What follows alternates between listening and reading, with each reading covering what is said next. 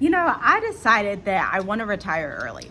I want to retire early. I was looking for a place as I was in Tanzania, a place that had peace, relief, a place where you could just build and not have to do the absolute most, where you can have like a partial sabbatical type of vibe. That's what I'm experiencing right now on Isle de Maurice, the island of Mauritius, Africa. I have to tell you, all praises go to the Most High for me and my family being able to live our best lives. My children are thriving. They absolutely love it here. I always ask them, like, do you guys like it here? Do you guys want to go to a different place? And they're like, no, I want to stay here. I love it here. They love that they have the proper infrastructure for playgrounds and their toys and their schooling. It makes so much sense. Actually, we were talking to our clients in our group coaching, and they were so shocked when we told them that our phone bill is $8, okay?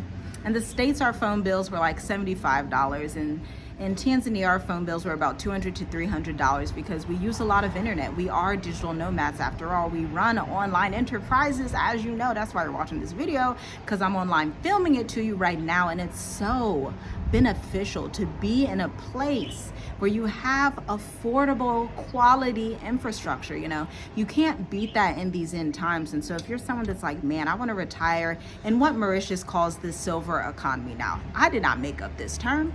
You can check it out. I'll leave the website down below actually for you as well, because they do a fabulous job in being transparent and showing you their silver economy.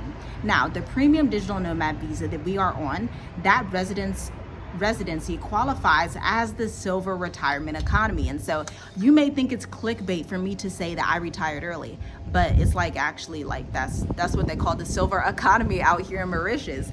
It is the retirement visa, the premium visa. They have work, live, and play, but this is under the live section of the website, where you are living your best life. You're not jumping up every 5 seconds having to do this, do that. You get to enjoy the island. Let me walk you through what this looks like for us on a weekly basis. So, Monday, Tuesday, Mondays, I like to just wake up late, to be quite honest with you. I like to grab my coffee and just sit out here the way I am right now and let the sun shine on my face, because we all know how important vitamin D is. Sometimes I'll go to the roof and enjoy that as well. Sit by the poolside, talk with the children, have fun, start my week a little bit late, because that is the leverage that I have as a retired digital nomad in Mauritius, Africa, okay? And it's so beautiful. I'm so thankful for that experience. Also, when we go shopping, there's this wonderful mall that we go to. Sometimes we see other expats there, quite frequently actually, and locals as well. But this area of the beach and the mall, so I can walk to the beach within, let's see, it'll probably take like 5 to 10 minutes to get to the beach from the mall that most people shop at. One of our favorite malls, they have my favorite matcha tea. It's fantastic. Obviously the matcha tea people at Cha Time know me because I'm there quite frequently. I actually may want to go today now that I'm thinking about it, but that's besides the point. We go there, we can sit on the beach, gaze at the boats. Somebody will come up and say, hey, do you want to do a boat ride today? Not today, maybe in a few weeks, maybe not today, a little bit later, because it's a little cold, it's a little chilly. I don't want to do it today, but that's available to you. It reminds me of when we took our children to the Bahamas. May my dad rest in peace. After he passed away, we took it upon ourselves to say, you know what, life is so short. And you know what we did? We were like, we're going to take a cruise. We're going to take our young 3 children. Well, I was actually pregnant with number 3 on that cruise, on a cruise to the Bahamas. Now, we went in March and it was actually pretty cold, unfortunately, but that was the only time we could go because, our children were toddlers at that time, spring breaks. We were like, we're just going to do it in March. They had a fabulous time, and that was literally their entryway into international travel. So our son at that time was 5, our daughter was 2, and they're literally just living their best life on this cruise in the Bahamas. That was the first time they had their passports.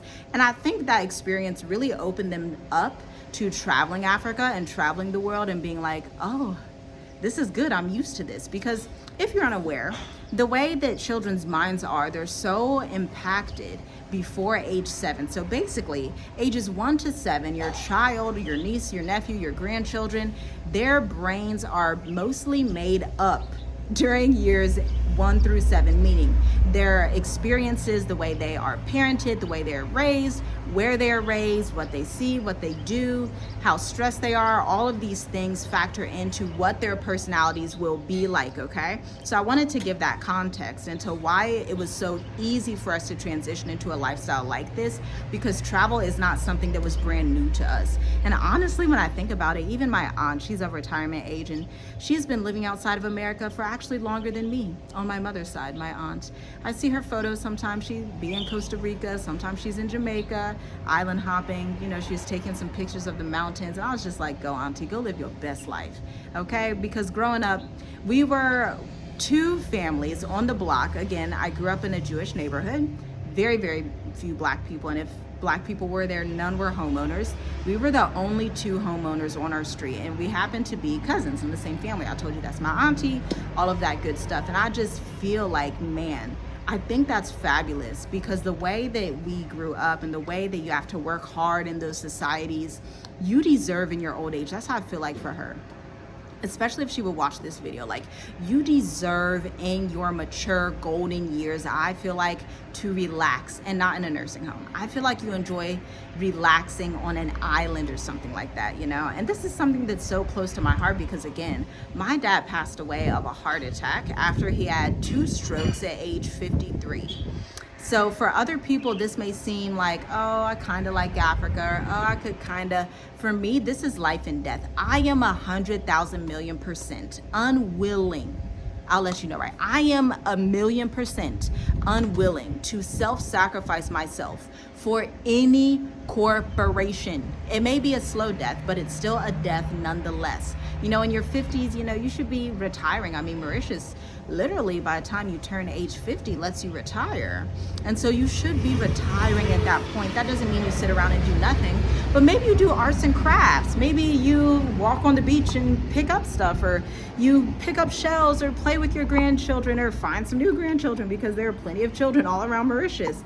You know, maybe your life looks so much different, so much more beautiful, because at the end of the day, I just have to say it, I have to be 100 with you. I have to be 100%.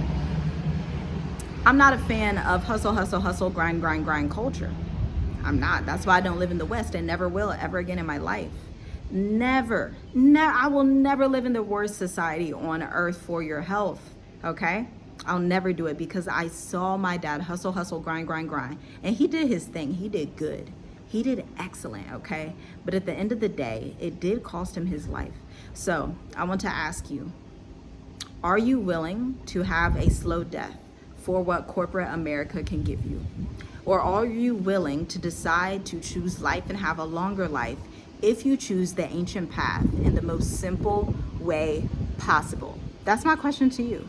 Shalom, shalom. I'll see you in the next video. Make sure you binge the Mauritius Africa playlist. I will leave it in this video, but I just wanted to give you that philosophical, real, like heart-to-heart feeling. This is how I think, how I feel, how I teach my children. And they saw it firsthand, because my oldest 2 children were alive when my dad was alive, and so they really saw it firsthand. That's why they are 120,000,000% into this mission. If you even mention America to our children, they will look at you wild. People meet our children, they're like, wow, they're intense.